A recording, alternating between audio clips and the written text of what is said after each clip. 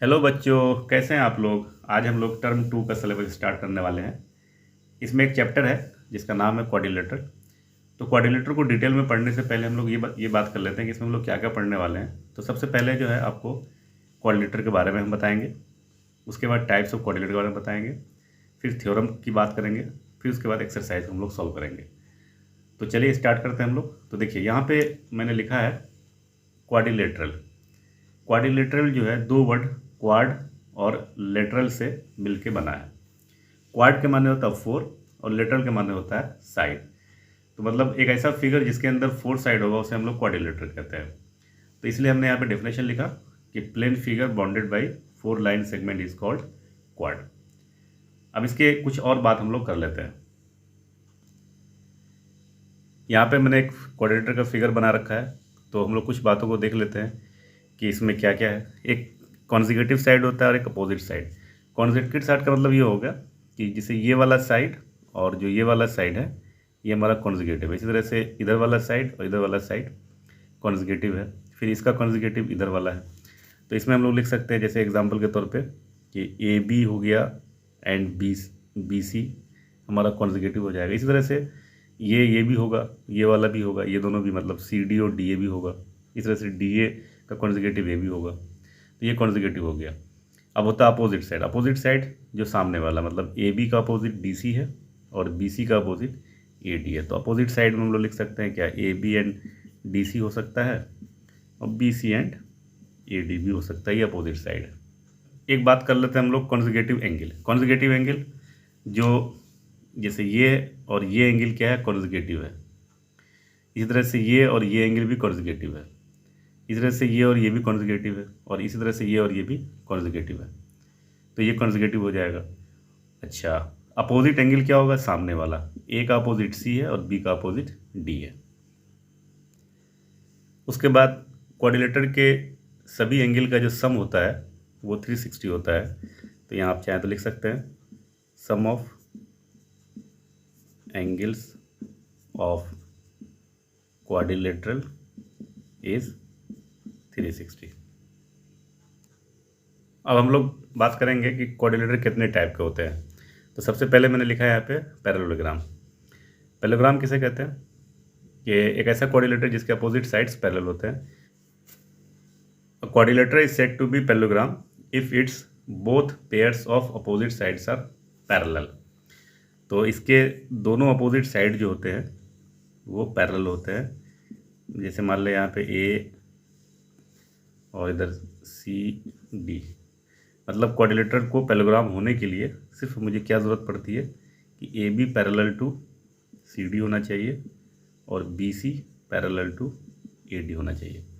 हालांकि इसके अंदर और भी बहुत सारी प्रॉपर्टी होती है, जैसे कि इसके अपोजिट एंगल भी इक्वल होते हैं, इसके अपोजिट साइड्स इक्वल भी होते हैं, डायगोनल इसको बाइसेक्ट भी करते हैं। बट वो सारी चीज़ें हम लोग थ्योरम्स के अंदर पढ़ेंगे। डेफिनेशन की जहाँ तक बात है तो डेफिनेशन इसका सफिशिएंट यही होता है कि अपोजिट साइड इसके पैरेलल होने चाहिए। कहीं पे भी क्वेश्चन अगर आप मुझे प्रूफ करने के लिए आता है कि क्वाड्रिलेटर को कहीं अगर मुझे प्रूफ करने आएगा कि पैरेललोग्राम प्रूफ कीजिए, तो उसके लिए हमें सिर्फ और सिर्फ अपोजिट साइड को पैरेलल दिखाना होता है। नेक्स्ट है रोम्बस। तो a quadrilateral is said to be rhombus if opposite sides are parallel and all sides are equal.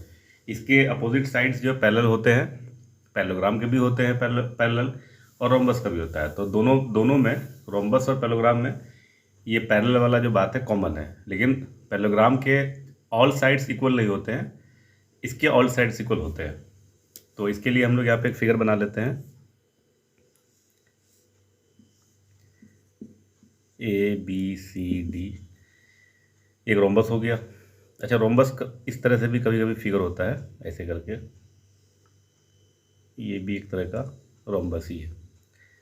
चारों साइड इक्वल होने चाहिए। तो इसमें कंडीशन क्या हो जाएगी, इसमें कंडीशन जो होगी A B parallel to D C and A D parallel to B C, और साथ ही साथ A B is equal to B C is equal to C D is equal to D A, ये होना चाहिए। थर्ड है रेक्टेंगल। तो इसका डेफिनेशन लिखेंगे A quadrilateral is said to be rectangle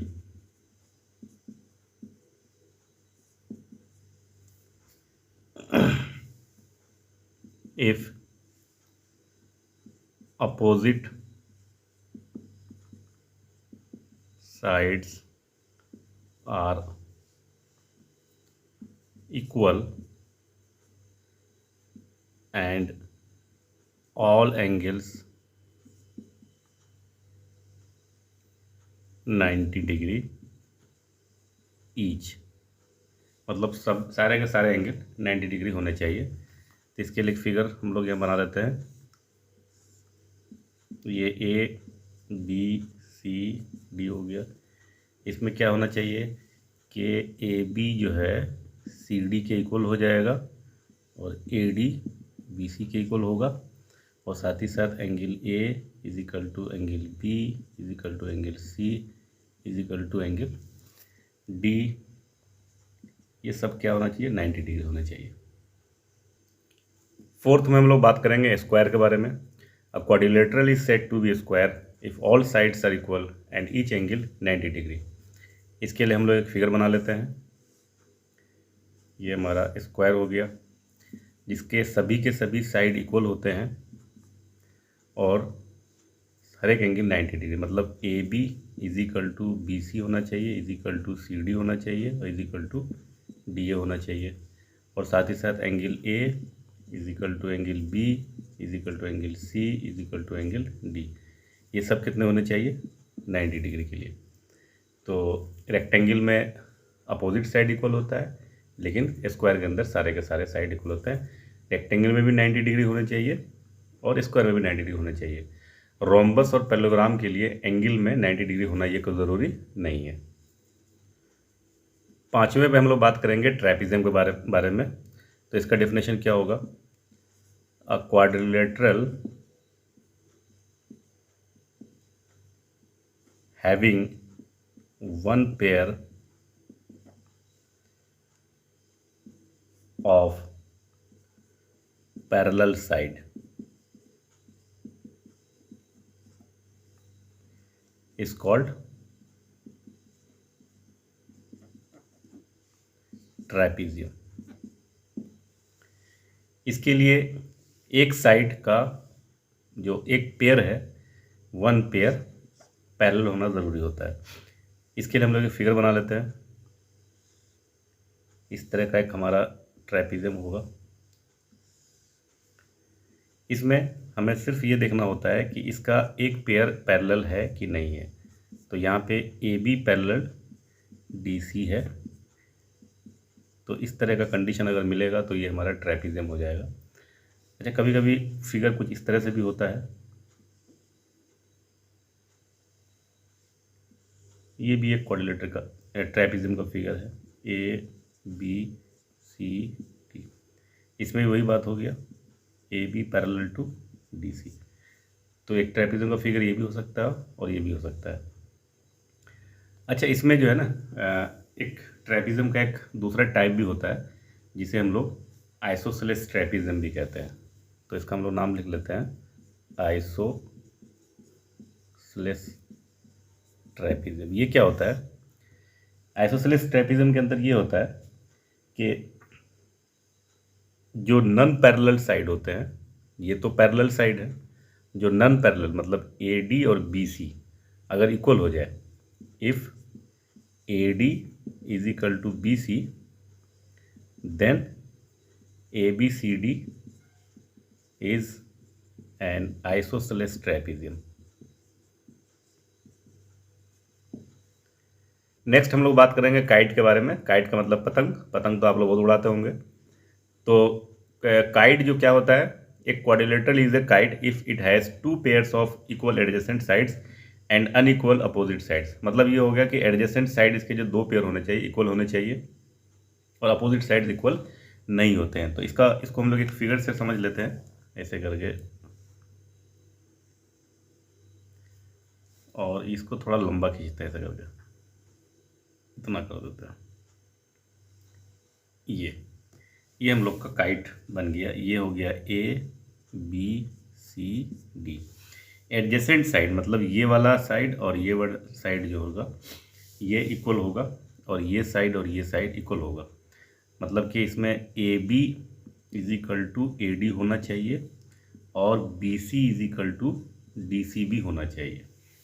और लेकिन बट ये कंडीशन है कि ए बी जो है डी सी के इक्वल नहीं होना चाहिए।